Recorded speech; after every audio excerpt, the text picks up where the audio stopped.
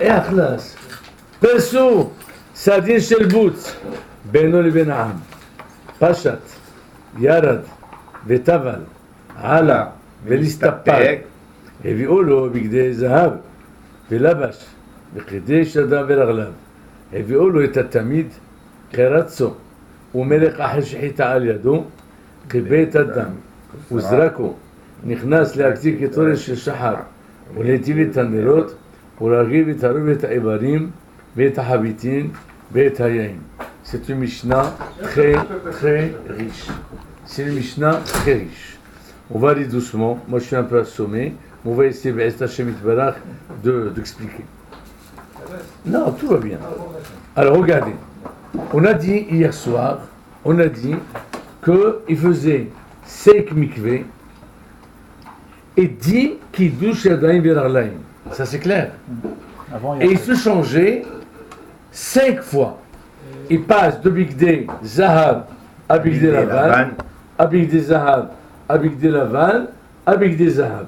Résumé, 3 Bigdé Zahab, 2 Bigdé Lavan entre les deux. Avant de faire quoi, juste pour savoir, avant de faire quoi? Avant de faire la pina, le mikvé. Non, mais avant de faire quoi? Avant de faire la... De quoi tu... Il faisait le mikvé pour faire la... T'étais pas là hier. Non. Ah. Avant de faire voilà. quoi? Qu'est-ce qu'il a... On va commencer. Je vois pas après, je vois pas. Mais tu vois, mais t'es fou ou pas? Non, je reste ici. Là, arrête. Mais t'as l'habitude de rester comme ça. Tu vas me faire Ouais. Je me décale. Ah. Non, parce que ça fait vraiment... Bref, allez. T'es obligé de faire le mikvé là. Ouais. Non, c'est pas grave. Alors, maintenant, le matin, voilà, on commence maintenant la avoda. Ça veut dire quoi? Le Kohen, il a passé la nuit, il était réveillé. On avait dit que pour faire le Korban HaTamid, qui était l'ouverture du travail de la journée, il fallait que le jour se lève.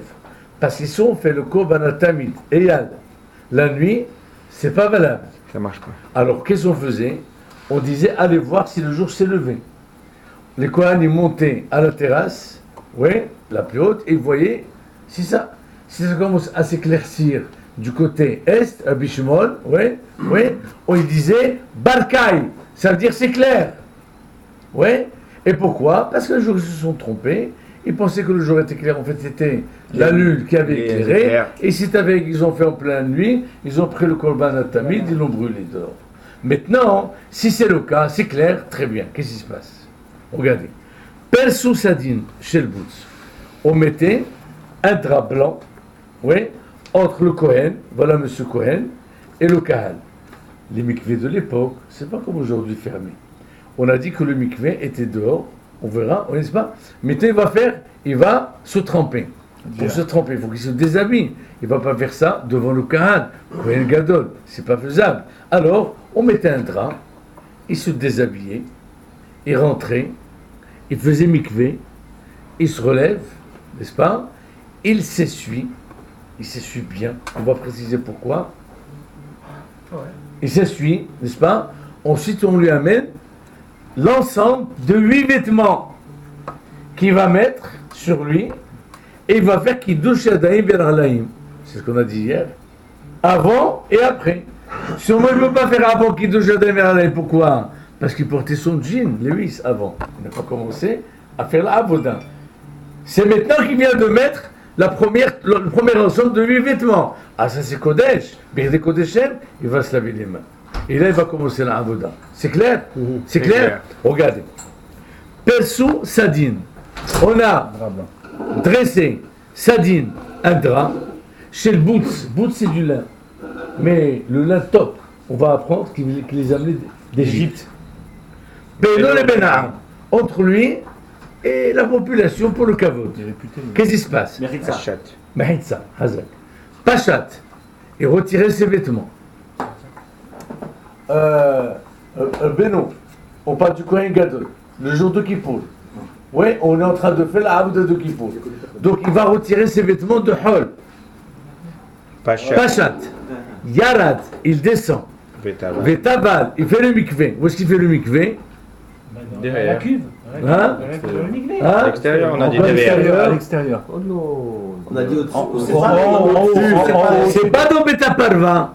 Parce qu'au Beta Parva, c'est à la de la Le premier dehors. c'est juste pour rafraîchir un peu la mémoire. Beta Parva, c'est dans la Hazara, il ne peut pas entrer ton tamé.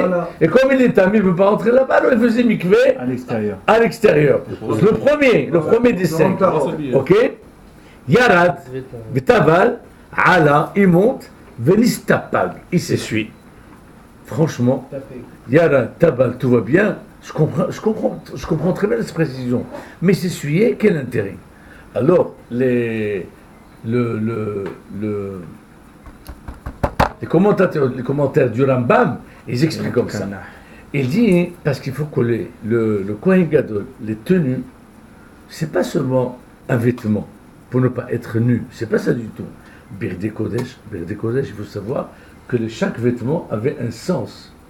Il devait obtenir le pardon sur une avéra précise. Et donc le Kohen Gadol, qui est le représentant, il fallait qu'il y ait un contact direct entre la tenue et le corps. S'il y a même du vent, du vide entre, eh bien, c'est pas valable, sa avoda n'est pas valable. Donc quand il descend, il remonte, à savoir, peut-être il y a une poussière, ou bien peut-être il y a même un cheveu qui s'est mis entre l'ensemble. Et alors, vous savez quoi? Il s'essuie. En s'essuyant, on est certain qu'il n'a rien sur lui. Après quoi, il met le 8 vêtements. Ok? On lui donnait les 8 vêtements qu'on appelle Big Dezab. Alors la bouteille, je vous en prie, écoutez comme ça, même si on est amené à répéter, le moment qu'on travaille sur du sûr. C'est quoi Big Dezab? C'est quoi Big D? Big D Lavan. Alors il faut s'asseoir. Voilà, j'ai noté. Nous avons, c'est pas ici, voilà, nous avons le Kohen Gadol et le Kohen Hediot. Les vêtements du Kohen Hediot, monsieur Kohen ordinaire, il en avait 4. Le Kohen Gadol, il mettait ces 4 le jour de Kippour, qu'on appelle Bigdei Lavan. Oui, ces 4, ils sont entièrement blancs. Lesquels? Alors, il mettait Mechna Saïm. Non, regardez-moi, regardez. Mechna Saïm, c'est un pantalon. Oui. Mikvaat, il mettait une espèce de tiare. Zara. Tarbouche. Oui. Un turban. Un turban. Ketonet, une espèce de chemisette. Oui. Pas tunique. Oui, si tu voulais. Parce qu'il ne faut pas confondre avec Me'il. Et Avlet, une ceinture. Donc là, il est habillé. Quoi? Une chemise, pantalon, une ceinture et mikvaat. Ça, c'est le Kohen Hediot. Il n'avait droit qu'à 4. Toute l'année. Le Kohen Gadol, il mettait ces 4 en lin chaque fois qu'il rentrait avec Bigdei Lavan. Les 2 fois le Bigdei Lavan. Et je veux ça, c'est clair. Ouais. Mais donc, c'est quoi les 8 vêtements de Bigdei Zahav? En fait, c'est les 4 plus 4 autres qui sont Bigdei Zahav. Lesquels? Il a le tzitz, le fronton là. Oui, il est Bizahav. Il a le Me'il. Oui, ça veut dire que c'est une tunique, une espèce de gondora ouverte là-haut. C'est il y avait Bigdei Zahav parce qu'il y avait des clochettes en or. Il y a le Ephod, c'est le tablier Bigdei Zahav. Il y a le Hoshen. Le Hoshen, c'est l'ordinateur qu'il mettait là, avec ça Bigdei Zahav. Quand on dit il mettait Bigdei Zahav, c'est on lui a amené ses 8 vêtements, dont 4 sont Bigdei Zahav. Voilà pourquoi on l'appelle Bigdei Zahav. C'est clair? Est-ce que c'est clair, Rabbi Blam? On avance. Il n'y a pas de question. C'est quoi le Hoshen? Le Hoshen, c'est le nom? Le Hoshen, c'est le pectoral. Voilà. C'est une espèce d'ordinateur. Les 12 tribus. Le Ephod, c'est le tablier. C'est l'application. Ah d'accord, c'est ça. D'accord. Maintenant, il est prêt. Ensuite, il faisait Kiddush Yadayim et Rahalaïm. Excusez-moi. Oui, bien sûr. Une intervention, allez-y. Oui. Ça veut dire qu'aujourd'hui, quand on voit des Lubavitch rentrer à la synagogue le samedi, qui mettent la ceinture, ça vient de Kohen Gadol. Parce qu'il y a des contrôles routiers. Pas du tout. Ils sont ni Kohen Gadol, ni Kohen Hediot. Ça, on met la halakha dit. Non, je veux savoir. Je vous explique. Ça peut être aussi un petit peu de ça. C'est de séparer le haut du bas. C'est ce que je veux dire. Oui, mais le Kohen, c'était pour ça. L'origine, c'est ça. Les Mekoubalim, c'est ce qu'ils font le Shabbat. Ils mettent un pantalon blanc, une ceinture blanche, une coupe blanche, pour avoir les 4 bégadim. J'ai posé une petite question, je vais avoir une réponse, c'est tout. Je vais vous donner. Non, pas au sujet, Samuel, ça suffit. Je vais vous donner la vraie réponse. À l'époque, ils ne s'habillaient pas comme nous. Ils s'habillaient une espèce de drap qu'ils mettaient au-dessus. C'est-à-dire, à l'intérieur, ils étaient nus. Voilà. Et ils s'enveloppaient avec un drap. Or, le corps de l'homme est composé en deux parties. Une partie céleste, spirituelle, et une partie terrestre. Dont la frontière, c'est au niveau du nombril. Là, on a deux. Il y a une partie céleste qui est angélique et une partie terrestre bestiale. Ces deux parties-là qui constituent l'homme, il a besoin d'être séparé avec une ceinture. D'où l'origine de la ceinture du Kohen. Maintenant, entre-temps, les choses ont changé. On met la culotte, ça suffit pour séparer. On met le pantalon, ça suffit. On ajoute même une ceinture. Ouais, ça suffit. Le pantalon tombe. Hein?